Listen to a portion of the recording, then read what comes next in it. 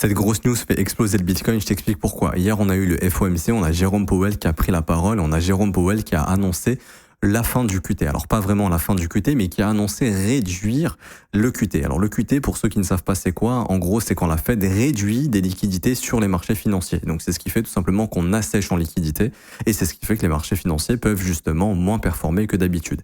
Et donc là, la Fed a annoncé justement qu'ils allaient réduire ce QT, donc ils allaient de moins en moins réduire les liquidités disponibles sur le marché. Donc c'est plutôt positif et on voit que le Bitcoin justement a performé hier passant des 82 000 $ aux 87 000 $.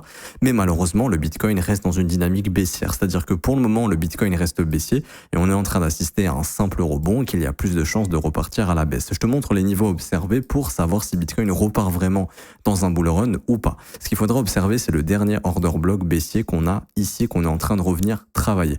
Si cet order block est cassé, on aura ce qu'on appelle un breaker block et là, à ce moment-là, on pourra potentiellement confirmer la reprise haussière du Bitcoin. Par contre, si cet order block reste order block, il va créer un rejet au niveau du prix, donc autour des 87 à 90 000 $.